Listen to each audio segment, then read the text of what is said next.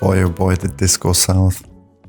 I wanted to do this painting of a young man, having the face a little bit tilted upwards and with a floating crown above his head, drawn in these patterns that I like to do for textile or for clothing.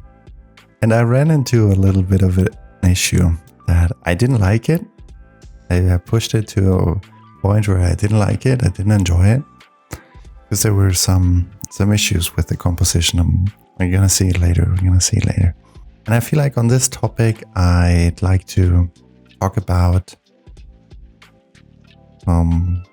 pushing your painting even further, like doubling down on the mistake and just going with it. Not to technically hide the mistake, but to enhance that mistake. I think there is this saying of destroying the best part of your painting so you don't paint around it.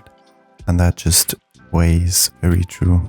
Even though I'm not a big fan, I think it was Picasso that stated that.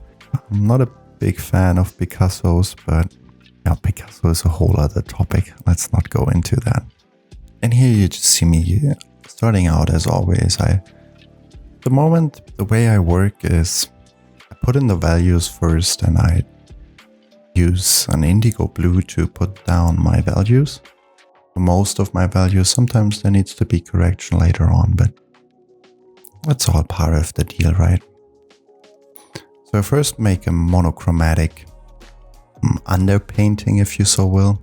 I use this to have to deal with the colors on a separate layer and with the values on a separate layer, because that makes thinking about it just it's just so much easier.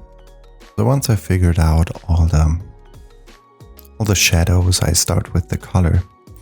At first it still went as I expected, laying in the colors, the red for the eyes, or the red for the parts of the face that just lift that red, not lift, but attract that redness, like the cheekbones or the lips and the nose and around the eyes, and a little bit on the neck. And just working my way through the coloring. And this is, I think, where it begins. Where I wanted to make the nose bleed. And at first, I feel like, okay, this is all going in a way where it's supposed to, this can work. But furthermore, I think this is where it goes completely south then. Because I wanted to have that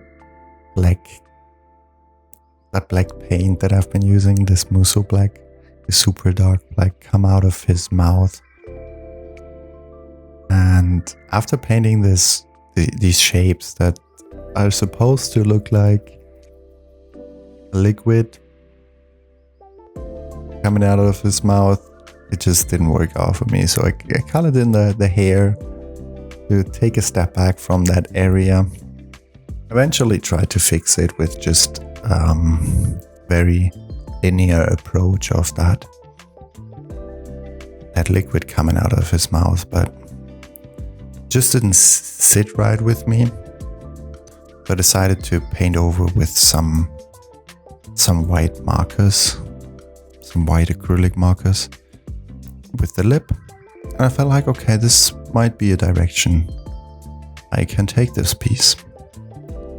I continued taking a brush with a white acrylic to cross out the eyes and redefine the, what's it called, the jawline, and adding the swirl around his throat and his neck. And you can see me, I'm losing it here. I take all sorts of materials that I've laying around in my studio just to play around, I guess, and to work my way through it. I feel like sometimes out of these desperate moments, because I'm desperate here, I'm desperately trying to make this piece work. I feel like out of these desperate moments, there's the most creativity, if I can say that, going on. Where just, to me, I feel like I'm losing all sense of rules. I feel like art can definitely stand that, right? To not obey to rules. I mean, it doesn't have to, but it definitely can do that. So I'm taking all sorts of different approaches of pastel chalks and taking acrylics to it and adding more of the black. Maybe I pushed this piece too far,